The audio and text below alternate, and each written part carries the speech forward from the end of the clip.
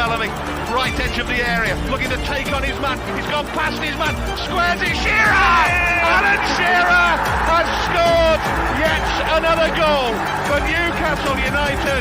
But how important is this one? And all of Newcastle United's pressure in the Giuseppe Meazza, in the San Siro Stadium, has finally paid off.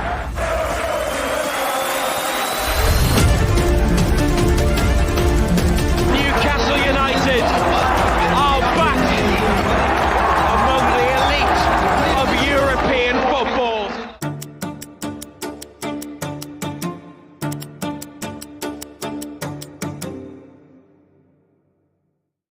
Goosebumps.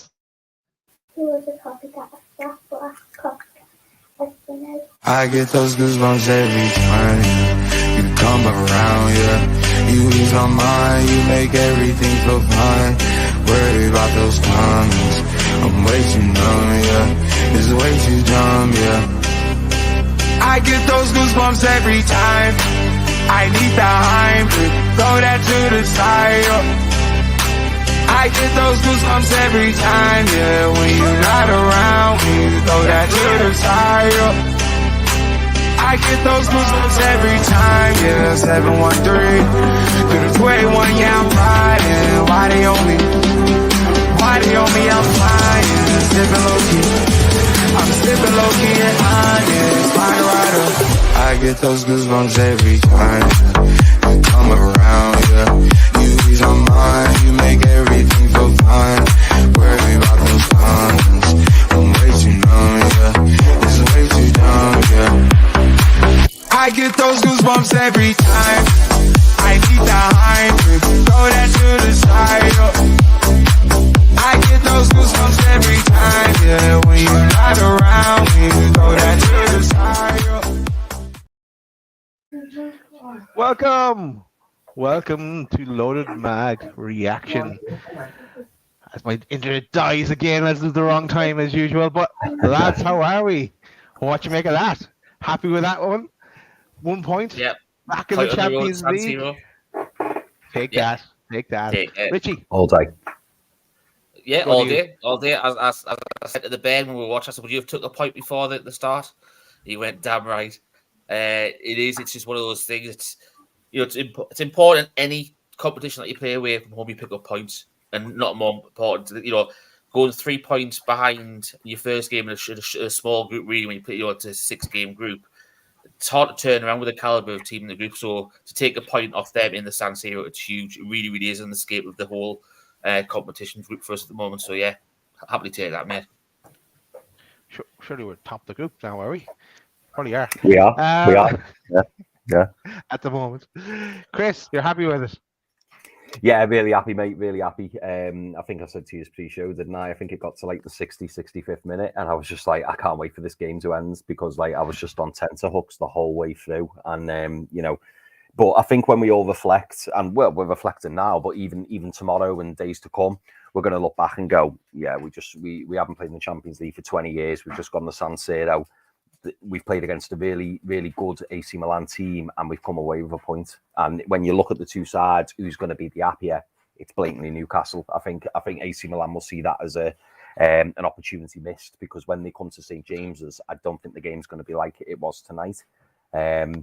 Quite emotional, actually. Yeah, I was. I think I said to you boys, didn't I? I started like crying when at the very start, when the music come on, because, and I think a lot of it. Not just because obviously Newcastle and getting back into the Champions League for the first time since I was 16. It was also because I think because of you boys and this show, and I thought all the time, all the effort, or everything that we put into these shows and everything, the fantastic feedback we get from everybody. It was just like we're in the big time now. We're in the elite, and it was brilliant. And I can't wait for the other 5 games now. I'm really, really excited. But yeah, great start, absolutely great start. We haven't lost in 2 weeks, Pete. Are you happy? Was it? Let the good times roll. Yeah, I'm absolutely buzzing at that. Going to the San Siro, first game in 20 years in the Champions League, is never going to be easy. You're going to expect them to have possession, to dominate play. but I thought, I thought we were full value for that point, considering the amount of chances that they had. Really, really pleased. First one out the park, and then they come to St James's Park. But like, I've got to be honest. I thought I'd be like what Chris was. I thought I'd get emotional as the music came on. And I could feel myself getting that way until I saw Jacob Murphy with a big smile on his face, just buzzing to be there. And I'm not gonna lie, it just made me smile. So any kind of like tears or emotion just went, because I was just like, he's loving life right now. He's loving it. And I just thought it was brilliant. Brilliant performance. Great to see he's back on the big stage. And look, I'm loving winding up all the AC Milan journalists, fans, all the rest of it, because they are absolutely fuming that they didn't win that game. But actually, they didn't deserve it, in my opinion. You know what you should do, guys? You should go on a show with Vinny in, let's say, in 55 minutes' time. That would really... Look what is happening. You are going to join Vinny at 9:30 and talk on the Milan Weekly podcast. So tune in for that one as well. That should be interesting. Get Vinny's take on the Milan take on the results. That should be interesting. It should well be interesting, right? Right, let's get into it, lads. And here is the lineup. And as you said, Pete, the standout one there is Jacob Murphy. And he didn't make your tactics board the other night, I remember, if I do recall. But he did make Eddie Howe's squad. Well, yeah, Murphy started, Trinali came in, and Isak came in. But yeah, it was as we thought, I suppose, apart from Murphy. But what's your thoughts on the team? Who wants to go first? I think you summed it up pretty well, to be fair, Dad. I think it was the team that we expected, except Murphy. Possibly Miggy coming in because he was rested at the weekend, or start with Barnes again and Gordon up on the opposite flanks. But that was the only surprise. Everything else was pretty much as we discussed because of the fixtures we've got coming. Isak coming back in for Wilson. Back four picks itself, obviously. I think one thing, obviously, we'll get into it about, there was one concern possibly in the back four tonight, which obviously I think we'll probably discuss a bit more. But apart from that, I think it's what we expected, really. As we expected. Was it as you expected, Chris? No. You saw from the tactics board, and your dad's like, we got 10 out of the 11. I was majorly surprised to see Jacob Murphy. I mean, we can maybe touch on it a bit later. I'm not 100% sure that was the right decision. But not that I'm knocking Jacob Murphy at all. But I was very, very surprised to see him. I must admit. But yeah, that's what Champions League night's all about, isn't it? And I bet AC Milan was surprised to see him as well, because I bet they were preparing for Miggy Almiron or possibly Anthony Gordon on the right with Harvey Barnes on the left. So it's nice to throw a little curveball now and again as well, isn't it? But I was made up for him. Don't get me wrong. Like seeing him there, as we've already said, before the match kicked off, that would have meant the world to him. So it was other than Jacob Murphy, where I was a bit like that. The lineup was as I thought. Well, Pete, I'll give you a different question because we know that the only stand-up one there. How about the Milan team? How was that for you? Was it as you expected? To be fair, it was probably what I expected, other than Pobbiega. He was probably the only one that I didn't think was going to start. Yeah. But as the commentator said, they brought him in to do a job, a defensive job. He's a very defensive-minded midfielder. And I thought he played quite well, to be fair. I thought he had a good game. So he clearly came in to do a job. Chukwueze, Vinny, to be fair, we didn't have him really in our starting lineups. We had Pulisic and we talked about him on away days, but he actually mentioned him on away days as starting this game, and he was absolutely spot on. He was fucking shocking though, not gonna lie. But yeah, other than Pobbiega, I think it was as it was expected to be.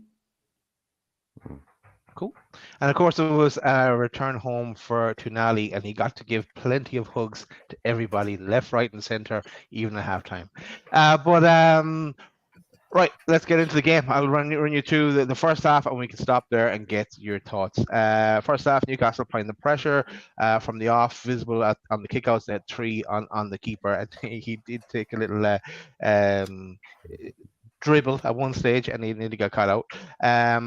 12 minutes, Newcastle mistake, let Milan in. Pope good save, followed by another Milan chance. Pope good save from Giroud, followed by another chance from AC Milan, where Hernandez heads the corner, and Pope got a good save in again. Yeah, Newcastle weren't looking that confident, really. It's you kind of. Well, I was kind of questioning. Okay, we're playing in Milan, the first game in Champions League in 20 years, but have they turned up here? Has it got to them? Newcastle then started to get more possession. Longstaff shouting to Longstaff, stay on your feet for that one, where he did get a bit of a nudge in the back from, I think it was from Leao, but he did kind of went over a bit too easy, looking for the penalty. 33 minutes.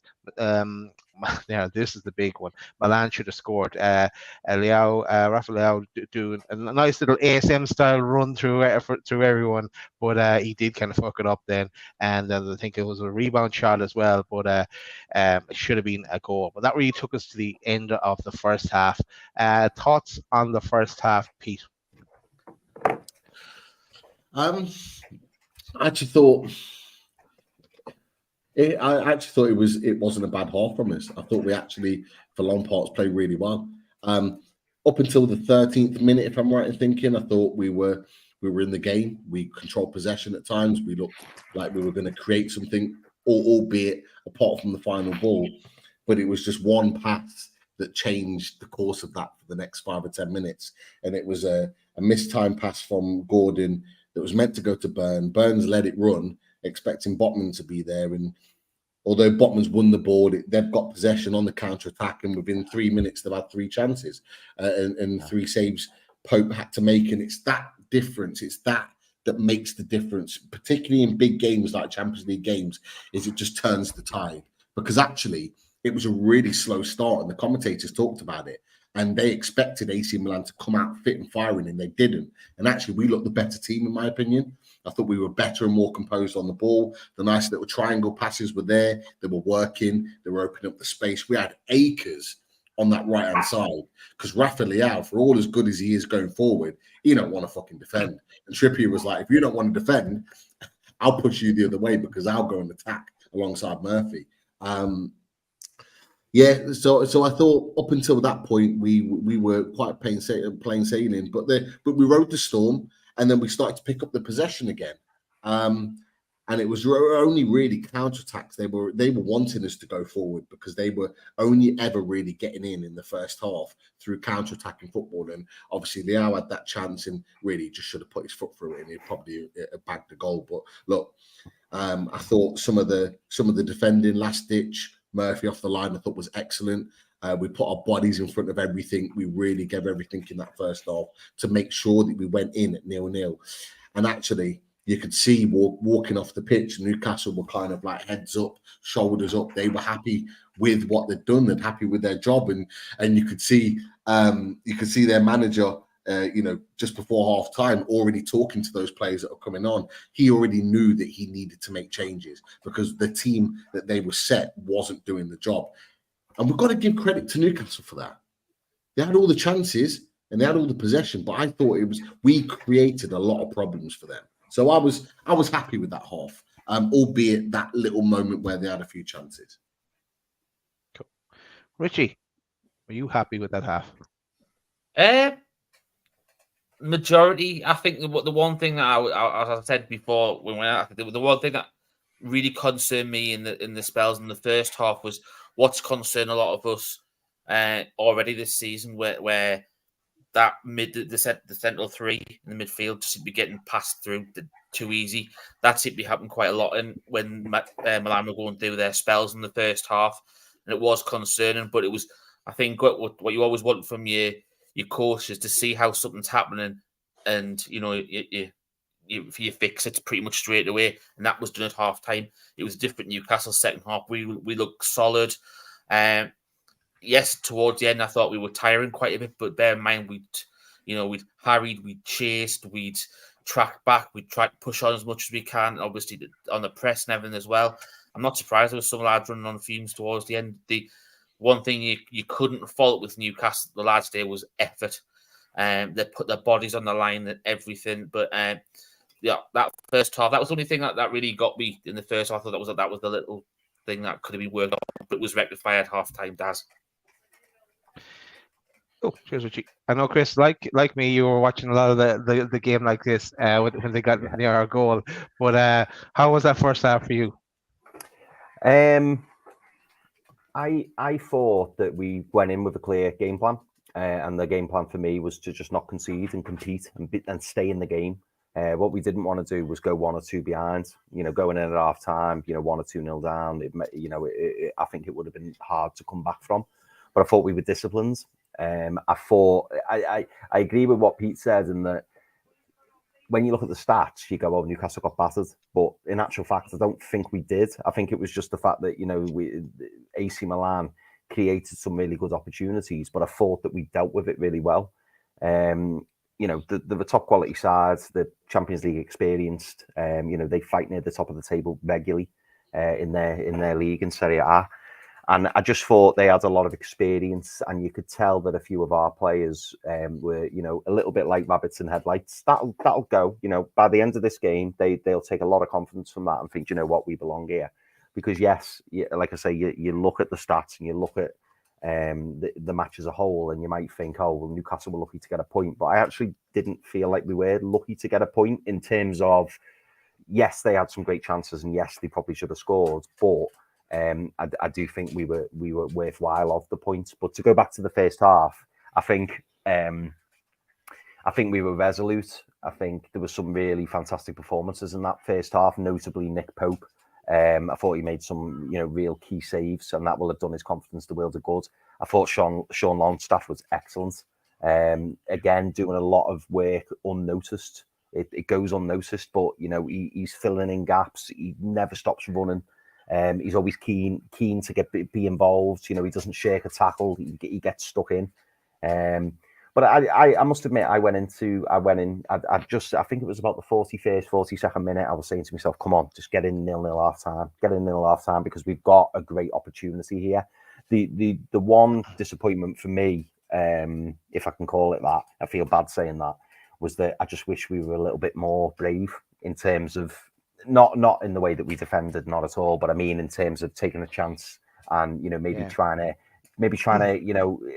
the final third was where I felt we were lacking a bit, and that wasn't because of the players in the final third; it was getting the ball to them. But that's something we can work on. And again, I'm not going to look back at it and think it's an opportunity missed, because I don't think it was. Maybe if we had done that, we would have been looking at a 1 or 2-0 defeat. So you can look at it both ways. But no, I was pleased with the first half, and I was optimistic going into the second half.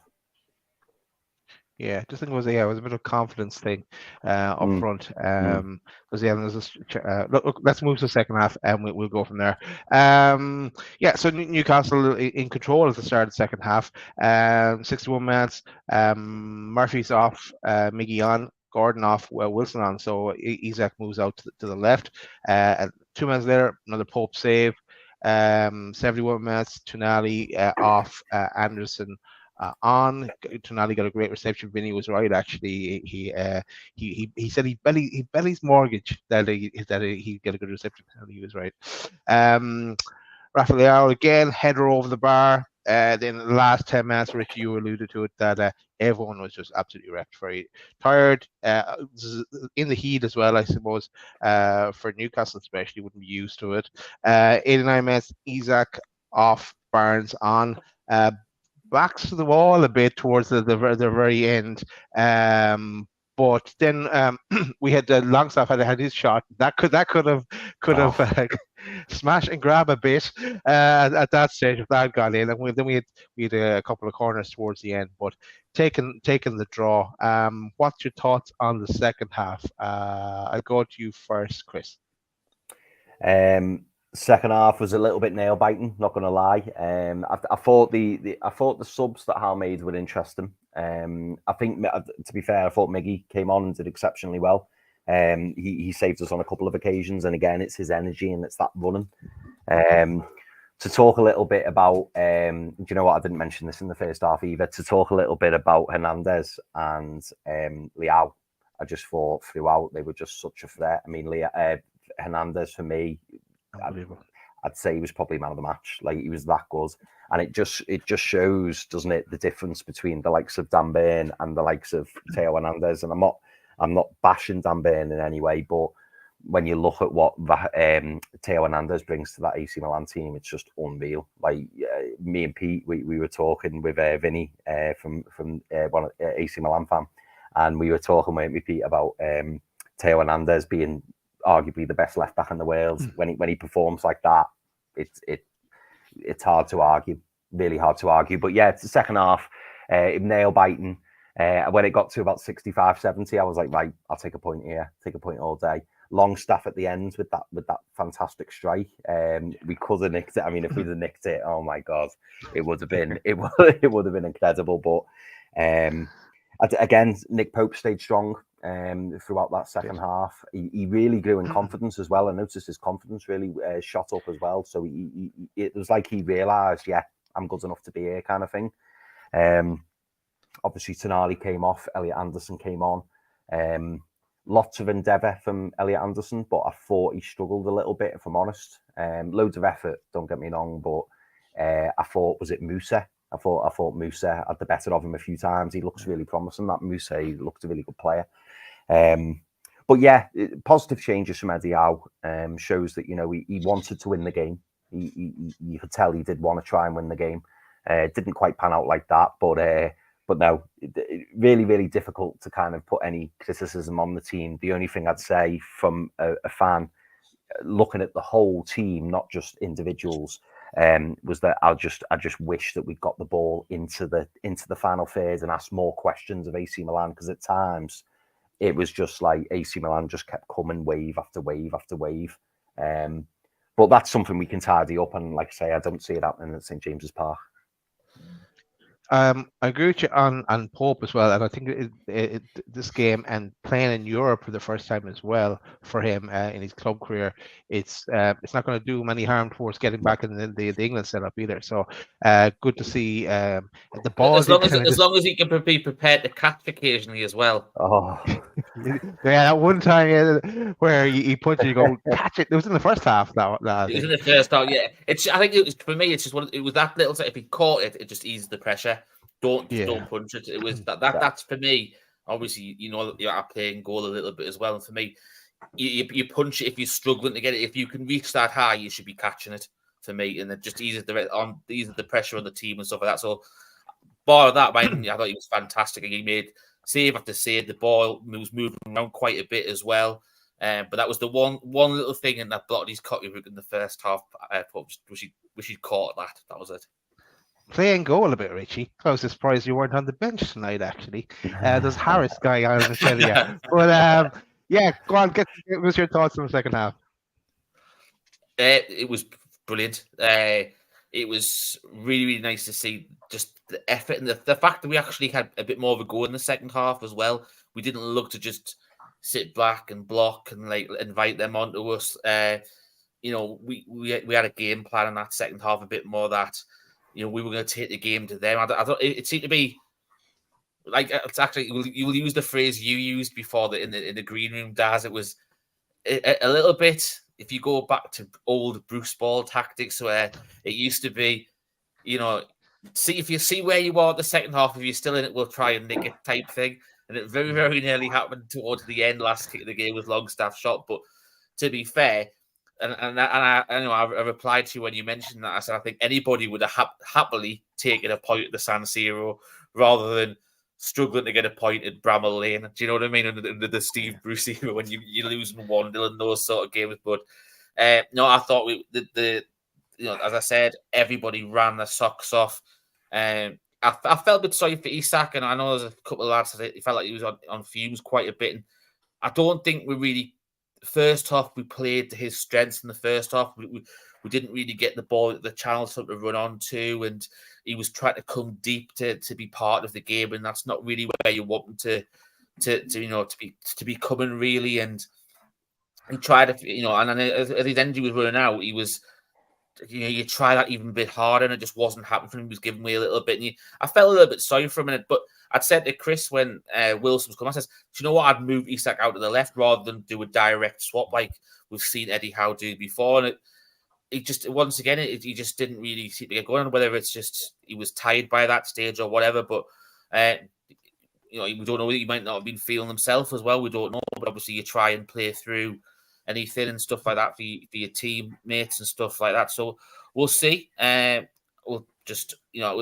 fantastic. As I said, to put your boilers in, especially those two blocks near the end, Trippier and I think it was Elliot Anderson, those two screamers, they could have been in the back of the net, hitting top corner or something if it hadn't been for those two blocks. That's what you want to see from everyone. You put your body on the line and defend for your last breath, and that's what they did. We don't know at the end of this group stage how valuable that points could be. And as someone, I think it was Gary said at the very start, you've got to remember, AC Milan were their Champions League semi-finalists last year, and there was a lot of teams that went to San Siro and did get a point. So you take that all day long. Thanks, Richie. Chris, I thought you were going to break out the piano there earlier. Pete, I want to get your thoughts on the second half, but I also want to ask you about this man, because we haven't mentioned this man yet. Kieran Trippier. What a performance tonight. Again. Back-to-back outstanding performances. I mentioned about his performance against Brentford. I thought he was the leader, the man mountain. For someone so small, he is an absolute man mountain of a player. And his experience in that team tonight was a huge part of the reason why we're able to get that over the line. His manipulation of the ball, his controlling possession. Rafael Leao certainly wasn't his best game by any means. And that was because of Kieran Trippier. Kieran Trippier played him to an absolute T at times. And the only joy he got is when he vacated his position, is when he came inside or ventured through the middle. It's the only time he got any joy, Rafael Leao, and it's because he did not want any of Kieran Trippier today. Because Kieran Trippier, for me, played the perfect game. I thought he was absolutely sensational tonight. And a proper captain's performance. It was great to see. But I actually thought the second half was better than the first. I thought we managed the game very, very well. We limited AC Milan to very little chances. And the only thing that really let us down was the final ball, because we had opportunities. We had moments in the second half. We managed to get opportunities where we broke with the ball, but the final ball was wrong. The amount of times, 2 or 3 times, the ball into Callum Wilson or to Isak when he was playing up front was wrong. And asking too much of the striker. That Alexander Isak by 60 minutes was shattered, but he was being made to run 10, 12 yards further than he needed to. There was balls from Anthony Gordon. He made a really good breakaway. I can't remember what minute it was. And Isak's making the run down the side, but I think it might have been Tomori that was with him.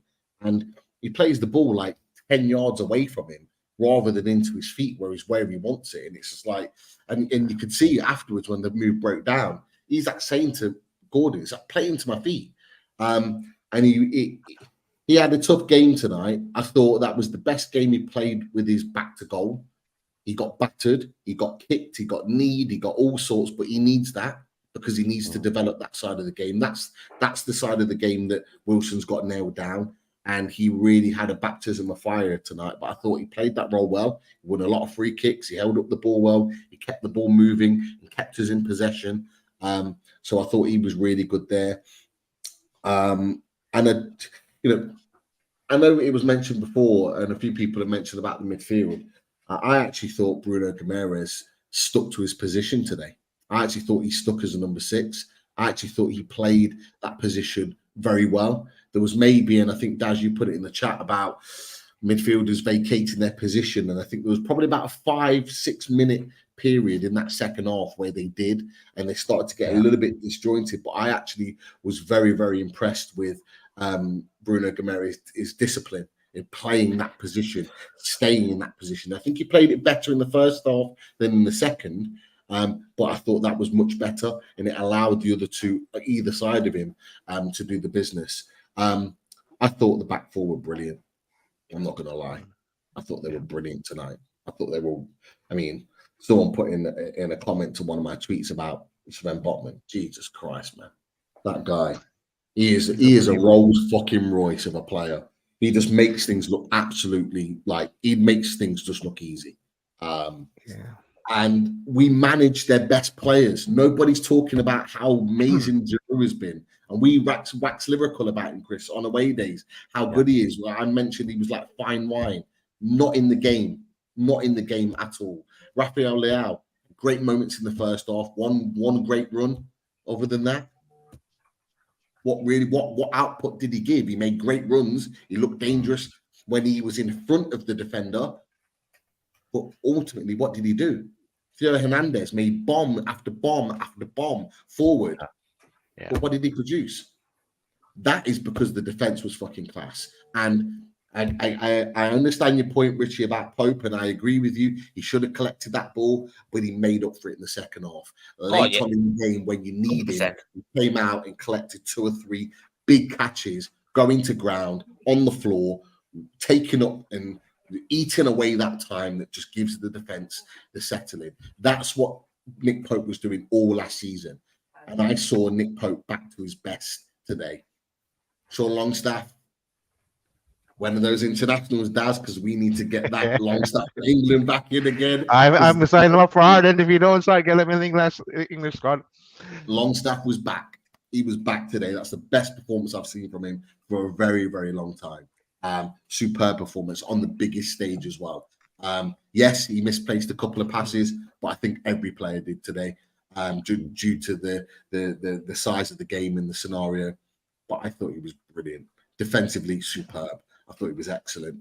And yeah, I'll leave it there. I'll talk about 1 or 2 other players when we look to the scores and stuff. Cool. Yeah, I agree with you on Bruno. He was definitely more disciplined. That particular time I mentioned it in the chat is that that CDM positions Milan got in there, but it was actually, when you look at it, Bruno had gone forward, but Tonali was going to be covered at that stage. So, but anyway, we are happy with the draw. We're off the mark. We've got a point on the board, and the PSG game. Dortmund game is on at the moment. Is it still 0-0 or any score in that game? Nil. So we're Man City losing to Red Star. Great. Lovely. Right, let's get into scores then. Maybe we'll go the levels. Let's go Popey, and then we'll go defense, midfield, and attack.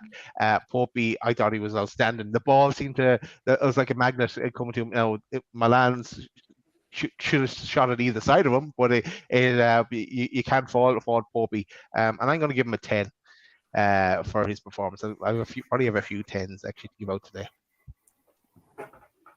I'd said I would have said a 9, but I'm happy to go with a 10. I thought he was outstanding tonight.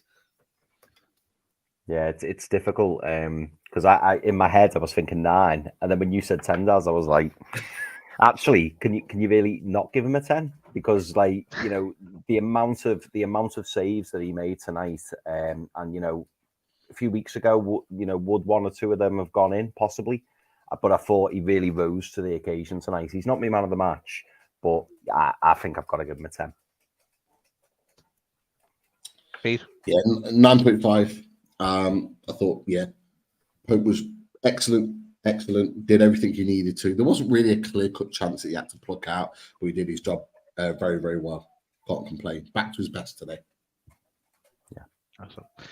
Let's get on to the defense. And, I'm going to give my ratings for all 4. And I'm going to say Trips, 10. Schär, 9. Botman, 10. Byrne, I'm going to give 7. Yeah, 7. And collectively, I'm going to give them a 9. So whatever way you want to roll with that. And I went 10 with Trips. I think he was man of the match for me. I thought he was outstanding today. 9 for Shaw and 9 for Botman. I'd have probably went an 8 for Burn. So I suppose the same as you, Daz. I'd average that was a 9.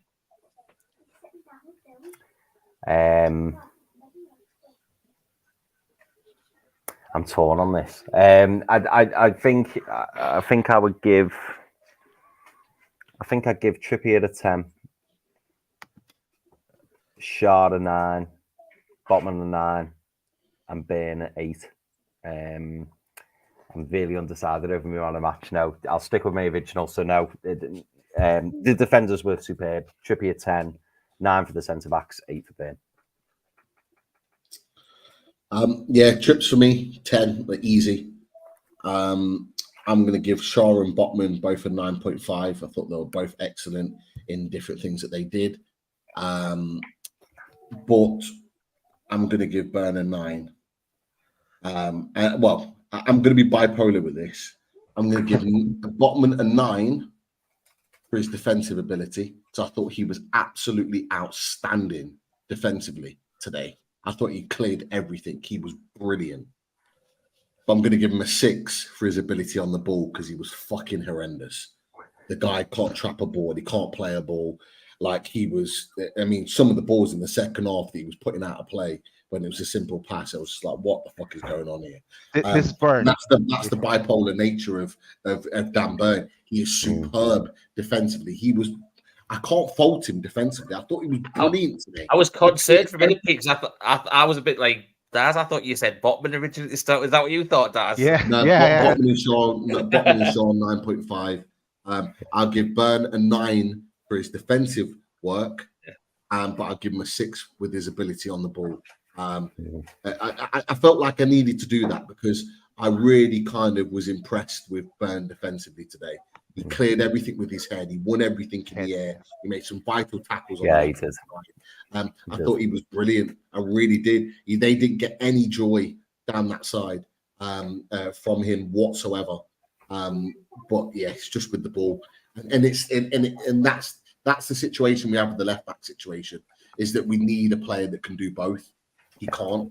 And that's the thing that lets us down. Like if we had a player that can do both, Theo Hernandez or whoever, like we'd be golden, and we would have so much attacking intent from both sides of the pitch if we had that. But props to him for his defensive work. I thought he was excellent today. So I'll go with that because of the result and the way we played. I'll go with the positivity, and I give him the 9. Right. Let's get on to the midfield. Actually, before we do, something I put in our chat as well. It's like we often say that that Tino Livramento should be watching Trippier. Well, I was going to say Lewis Hall should be watching Theo Hernandez, and what if he could replicate a fraction of that? Wow, that'd be amazing. Right, let's move on to midfield. For midfield, I'm saying Bruno 8, Longstaff 9. We said it as well, Chris, in the chat. Our midfield falls apart when Longstaff isn't there. And Tonali, I'm giving a 7. Interesting return from to Milan for Tonali. Collectively, I'll give it a 8. I'll echo them, Daz. I think with the Tonali one, I don't know if anyone watched the interview with him beforehand as well. It still seems raw to him. I think he's hurt by the I know he's accepted the challenge of Newcastle, but I think he's still hurt by the fact he's had to leave his boyhood club, and I don't think he really wanted the move. But obviously, as soon as AC Milan turned around and said accept the deal, it sort of says, look, we don't want you. And obviously, he was happy to take the money and come to Newcastle. So I think he'll be a fantastic player for us. I just felt it was a return to home a bit too early, and I think it was. I think it just affected him a little bit. I know that you says in the chat at halftime, Daz, leave your hugs till the end of the match, Sandro, wasn't it? Because I could just hear Roy Keane exploding if he'd been commentating on it. But yeah, look, it's understandable. It was emotional for him as well, returning back so soon after leaving. He probably hasn't even seen some of those mates, since he left. He might not have had a chance to see something before he went and stuff. But I agree, keep it to the end and stuff. But I don't know if I think he was just affected by the whole, situation around it for the game and stuff. It might have been better to have the home game against Milan first before going to the, but especially this one being the first one as well. And I'm still probably finding his feet at Newcastle. He said it in the interview. He struggled to start with, but then he had a fantastic first game. I still think he's struggling to get up to the pace, and obviously, I think it's fitting him into this role because of so much pressure, how much we spent on him, and how Eddie Howe sees him as a really, really important part of the player for this club going forward. Which I think he is. It's just finding a way for getting to work with the personnel we've got in this system. Because as you and Chris just said, recently we've been lost without Longstaff in that midfield. And we all said at the start of the season when we signed Tonali, can you imagine a midfield three of J7, Bruno, and Tonali? We were all like, it's a world class midfield. It's probably one of the best midfields in the Premier League. But you look back at the way we started, and every game that Longstaff hasn't been in, we've missed. And it's I think we're all surprised seeing that. But to be fair, when we got the Villa game last year, he was missing. And Villa turned us over down there, and it showed how much we missed him in that game as well. So it shows how important it is to the system that Eddie Howe wants to play. So I thought he was fantastic today. Brian, go your scores, Daz. Just also remember, it just came into my head there, that we'll probably have Joe Linton and Joe Willock back in the mix. It may still be the same starting midfield we go with, but as options as well, come the home leg. I think it's in December, that one. But I think we have a super chat as well, if I'm not mistaken. Super chat received. Yeah, there was. I'll set it up for you. 26. It's off Nobby Collar. Yeah. Cheers, Nobby. Nobby, appreciate the donation to the channel. All the lads do. Have a look. I'll have to wait. The question's not come up, so you'll have to bear with us, Dad. You might have to read it out. I'll read it out for you, Richie. Drew didn't get a sniff today. The majority of Milan's 25 shots were 30 yards out. Exactly, they were, Nobby. It's all they had. Fantastic defense. Exactly. Yeah. Kept them at bay. Cheers, Nobby. Chris, we'll go to you for your remarks for the defense. Oh, sorry, for the midfield. Midfield, yeah. So gradually, I think my scores go up. I think Gary V put in the chat, and I completely agree. I think it was an emotional night for Tonali tonight, and I thought he did well. Probably not a game that we'll remember him for. I don't think it's one that we will particularly remember, as I say. But I thought he did well, and he coped with the occasion really well. So I give Tonali an 8. I thought Bruno played really well. Pete was right when he said, he stuck to his position a lot more tonight. And Daz, we have the picture of Bruno celebrating, when he prevents an attack in that Leicester game and it goes out for a throw-in. I think Bruno done an even bigger scream, didn't he, in the middle of the pitch? So there's probably no need for that, though. Well, no, it was weird because he won the ball and then he was just like, yeah. So I loved that. So yeah, I give Bruno a 9. And my man of the match was Sean Longstaff. A lot of what Sean Longstaff does probably goes unnoticed. And I thought tonight he was just brilliant. And first game in the Champions League, local lad, and he allows our midfield to play the way it does. And as I've said before, I think a lot of his work goes unnoticed, and people maybe don't give him the credit he deserves. But I thought he was brilliant tonight, especially that first half. I thought he was superb, and the fact that Eddie Howe left him on, that kind of speaks volumes to me, because he looked like he was out on a limb. He looked exhausted, and then at the end he nearly goes and bloody wins it for us. So yeah, I'm really, really impressed with Sean Longstaff tonight, and he coped really well with that AC Milan midfield. Cool. Pete, your thoughts on the midfield? Yeah, I thought that the midfield was the reason why we limited them to so many chances. I thought the defense was superb, but the support from the midfield was outstanding at times. Very, very good. Like I said, we talked about Bruno. I thought he was immense in that midfield. I actually thought Sandro Tonali was superb today. And I'll tell you why. because he was there to do one job and one job only, and it was to stop Ruben Loftus-Cheek dictating the play. So they were literally tied to each other for the whole game. And he was battling. He was taking him out. Ruben Loftus-Cheek was taking him out, and it was a proper battle. And I was really enjoying watching them two go at it with each other. I thought Loftus-Cheek was brilliant, but I also thought Sandro Tonali was brilliant because he stopped him playing. There was no real opportunity. Now, bearing in mind, I've watched a little bit of AC Milan this season, so I've seen the way that Ruben Loftus-Cheek has dictated the play for AC Milan. He did not do that tonight. Sandro Tonali was there to do one job and one job only, and that was to stop him playing. And he did it. And I thought, job done. That was the game plan. Stop him playing. He did it. Brilliant. And that's what Sandro Tonali is about. He may not always dictate the play and run the play with the ball, but he was given the opportunity to do a job on the pitch tonight, and he did exactly that. So fair play to him. I do agree with the hugs and all this, that, and the other. But I honestly believe, and this is not just tonight. This, I think, has gone on since the press conference yesterday. I think that's been a tactic from AC Milan. AC Milan have known that this is going to be a big occasion for Sandro Tonali. And I saw Sandro Tonali's interview, and when he came off, and you got journalists that are going out of their way to go up to him, shake his hand, and give him a hug, and Sandro, and they're all giving him the big spiel and making him feel great. And sometimes that can bring a player down and make him feel worse. I'm convinced that their manager tonight has said to those players, go up to him, talk to him, give him hugs, try and throw him off his game by making him feel loved. And I think that was completely the plan. Did it work? Did it flop? He did his job.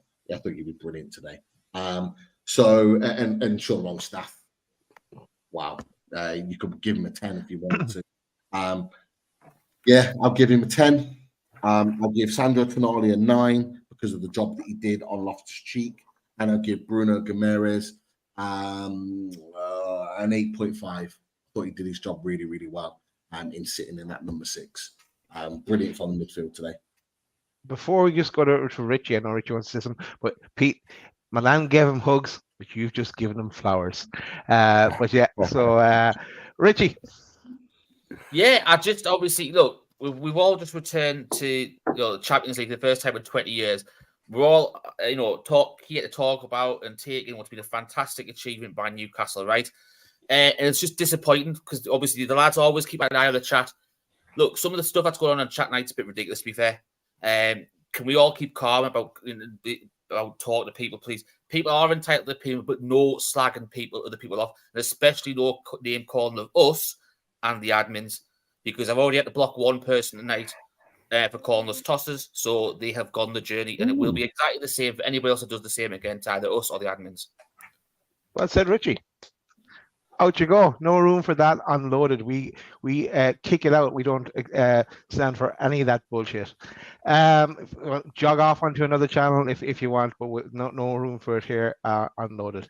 Let's go to the attack. For the attack, for me, and I know Pete, you give Isak high praise, and I know he's up against a very difficult defense in AC Milan, but I'm going 7s across the board for Murphy, Gordon, and Isak. I think Isak just want him to get a goal sooner rather than later. Okay, Milan isn't probably the easiest place to score a goal, but I just think he needs a goal now soon. But 7s across the board for me, and I'm going to go straight to you, Pete, then for your thoughts on the attack. Okay. My scores may be slightly different to yours. I'm not going to lie. What are you saying, you tosser? Isak, I'll give an 8. I thought he did a job for the team tonight. He was very isolated for the majority of the game. Didn't really get much of the ball. You didn't get to see Isak doing what we've seen him do. Get the ball, manipulate the play, take on players, because he was playing as a number 9. He actually did the number 9's job tonight. And sometimes it's not pretty. Particularly away from home against good teams. But I actually thought he did that job well. It was hard for him. Difficult against 2 fantastic centre-backs, by the way, who I thought were excellent for AC Milan. And I thought he did a job, and he was absolutely shattered. He should have been taken off and replaced earlier.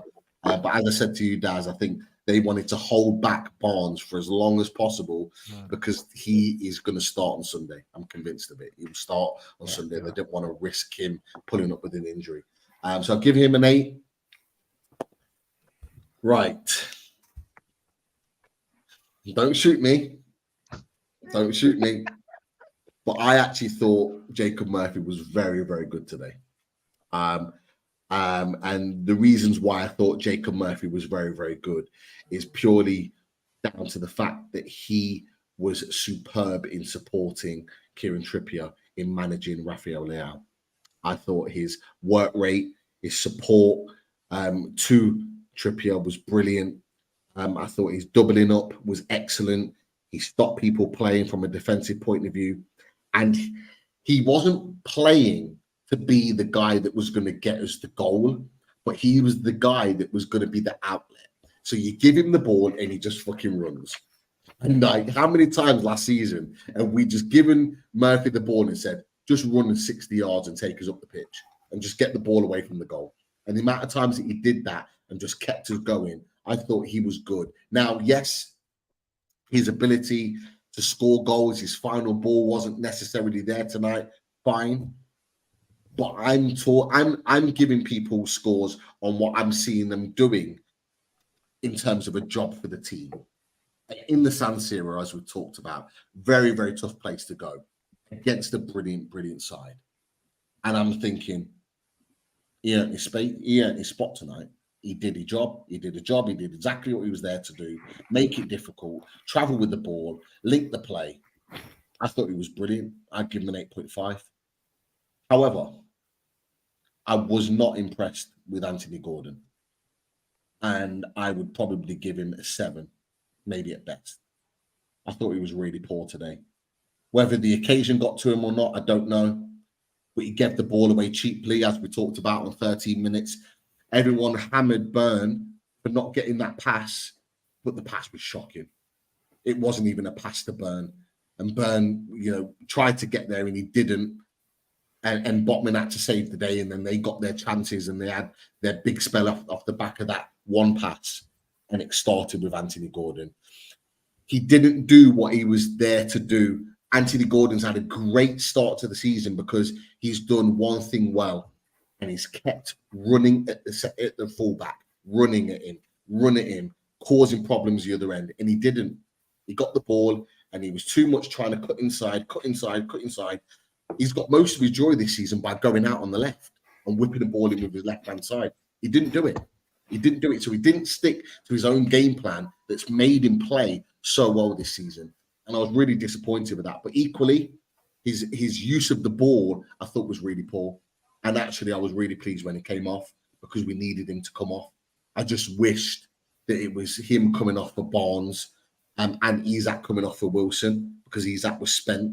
He was done after 60 minutes. Should have been rested. Miggy Almiron was great. An outlet, exactly what we needed him to do. Murphy did his job. Miggy comes on, an outlet, moving forward. Great. So I'm going to give Gordon a 7. I'm going to give Murphy an 8.5. I'm going to give Isak for his hold-up play and his ability to link the play. I'm going to give him an 8. Cool. Cheers, Pete. Chris, I'm going to go to you next. Do you hear what Pete is after saying about your boy, Gordon? Yeah, I mean, Gordon. Sorry. No. It's fine. I think Gordon was full of energy. That was a real positive. But I do agree with what you're saying, Pete, and that the end product wasn't quite there tonight, and also he did lose possession a lot.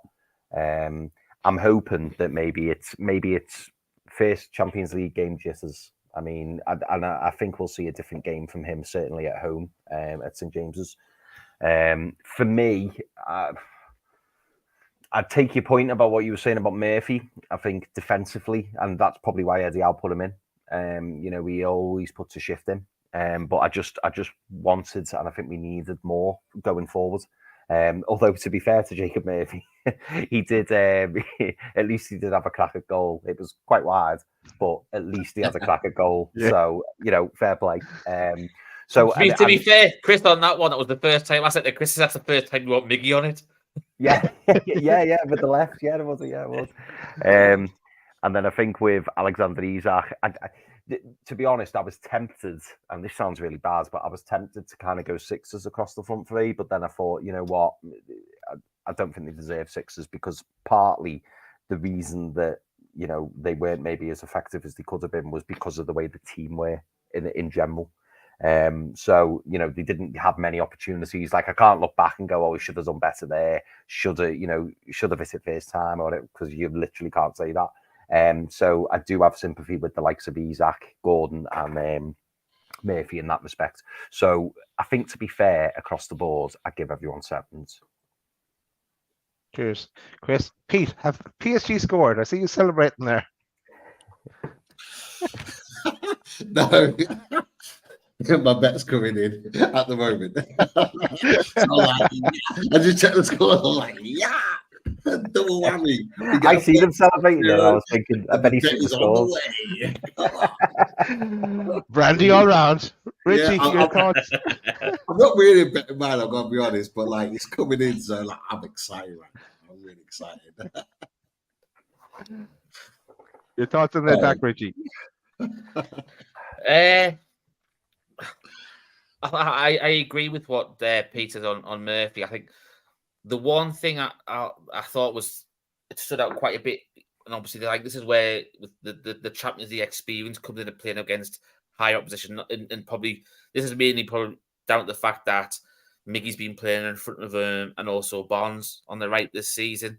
There was a couple of times when he was going forward, and Trippier was there for the overlap for an easy ball to get in behind the back four for AC Milan. And I know that the commentators mentioned it as well, where he decided to have a shot from 25, 30 yards out, and said, I think that's the one that Chris mentioned. I think so. His decision-making occasionally was off, but, you know, he had his game plan. He did a role fantastic on that one. So I'd probably give Murphy an 8.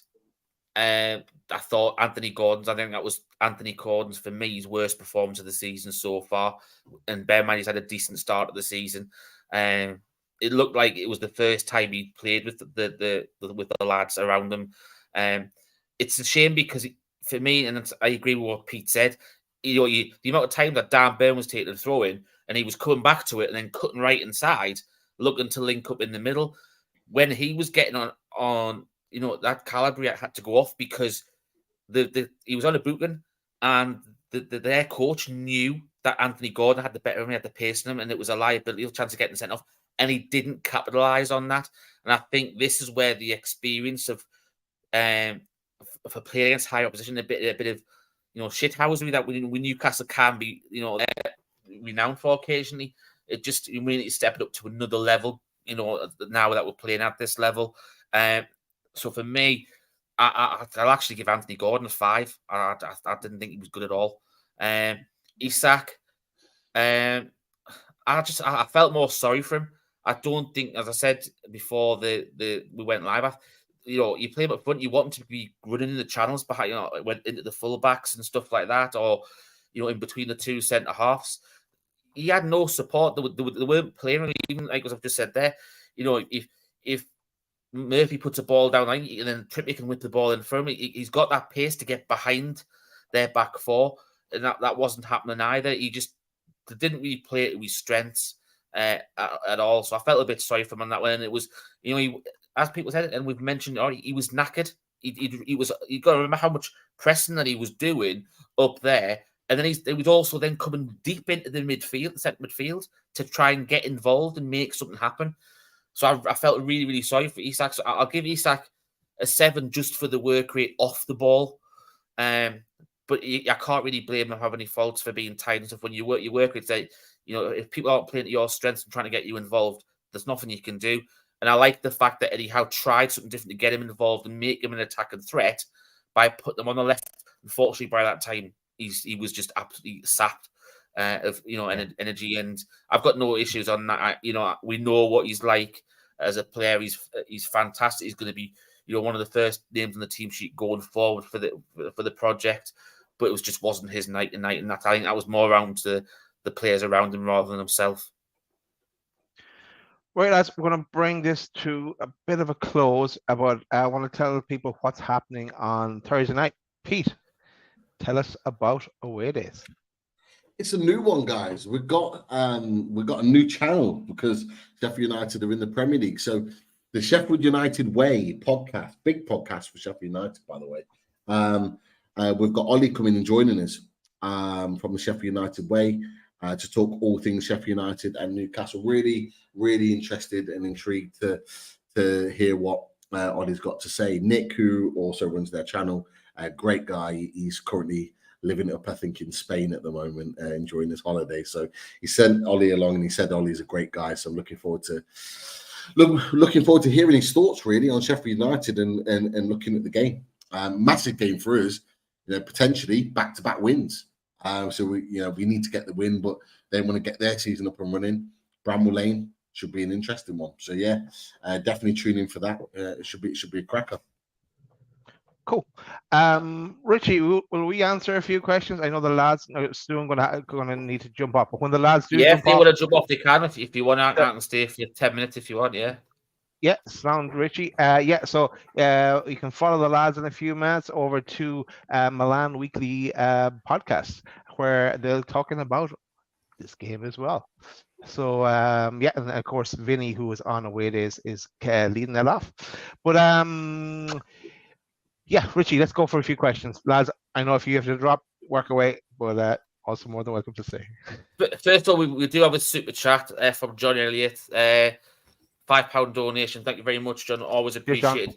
Well pleased with the point. Bring on PSG. Also, quick recovery to the fan who was attacked last night by those rivals. Yeah, it was something that I know touched a lot of the fans today. We know our thoughts about Eddie. We know he was due to get released from hospital, go to what Keith Downey mentioned on social media today, and hopefully he'll be flying back tonight. Unfortunately, it's been renowned with European trips for English fans in general over recent years to places like Italy, Turkey, and stuff like that.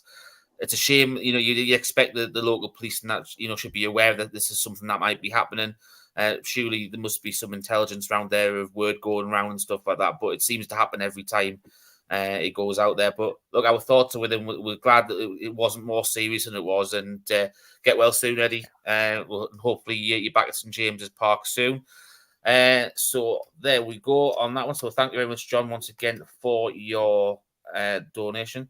John Gandhi, he wants to put a little bit more of a negative on it. He says, without being too negative, do we have a problem going forwards? A pen, a one-on-one from Trent mistake, and a consolation or a punt from our goal since Villa.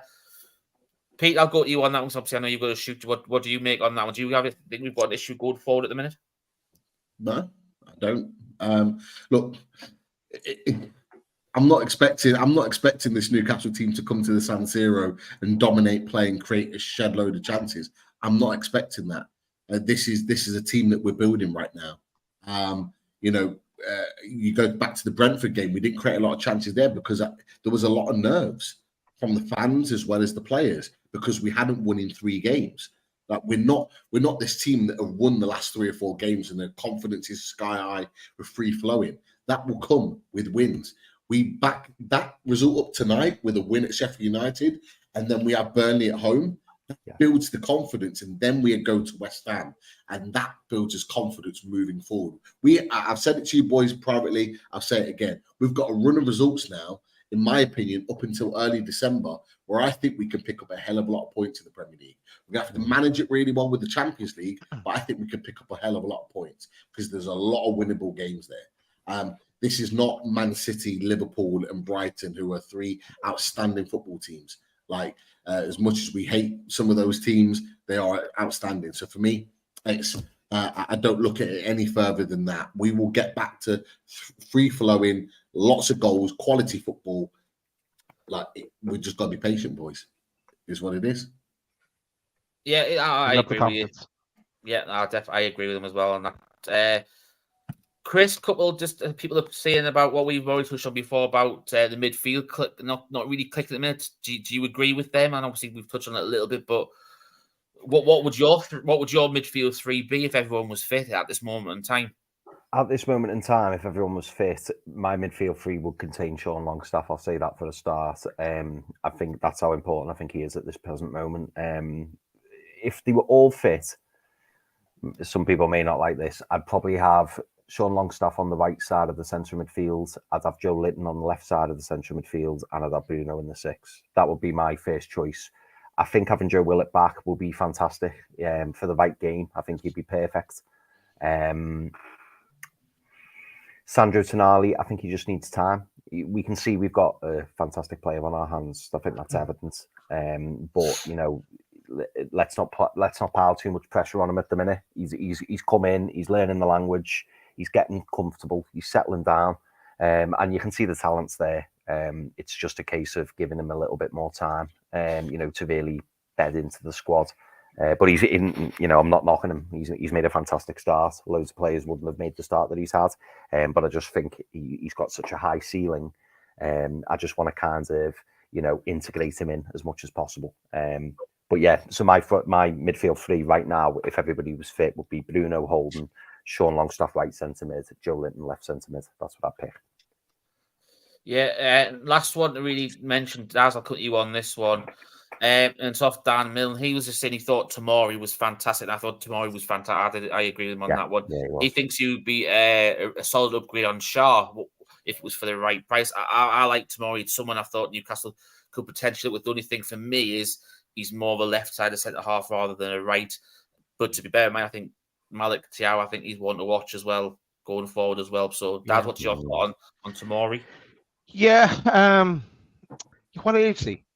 This is my question. I don't think he's any older than 25. I think 24, 25. Is he a great age? He's a great age. He's still a great age, yeah. Yeah, you can throw him in the mix. But yeah, look at that. It won't be January. We're going to convert centre back. It'll be summer. So let's see. Put him in the mix. But I think I'd have others ahead of him. But yeah, he did a great job tonight.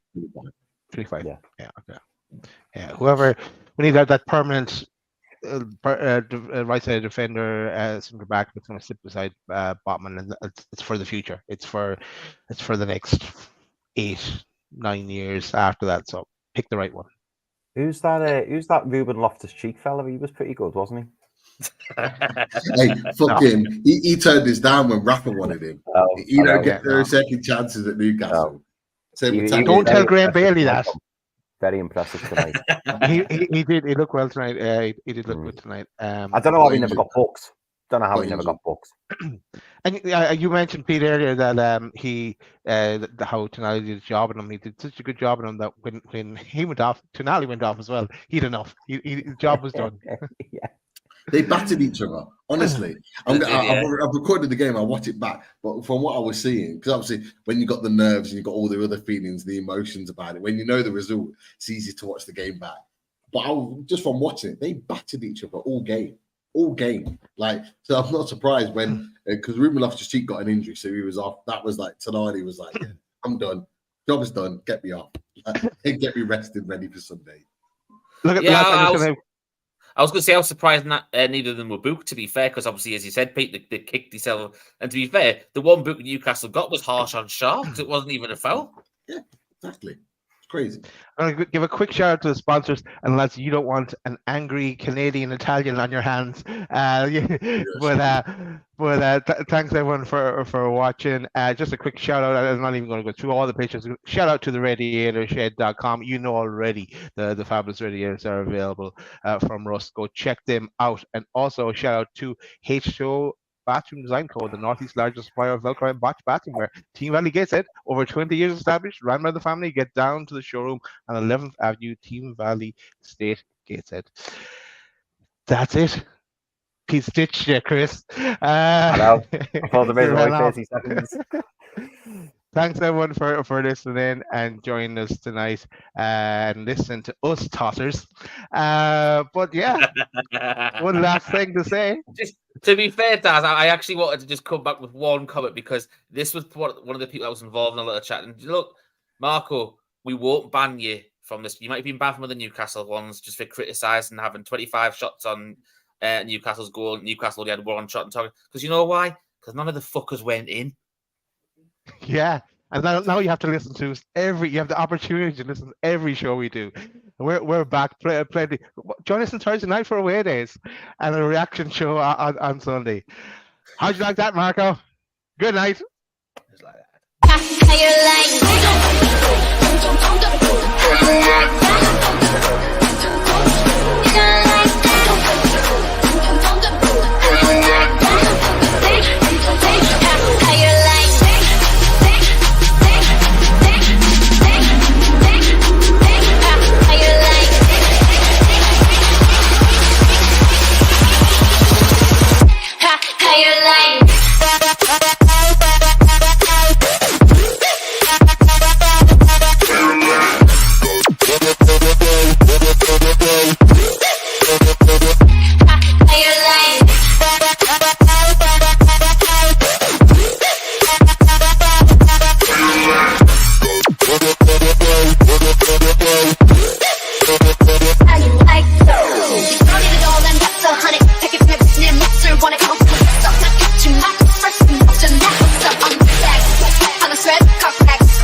Drink it.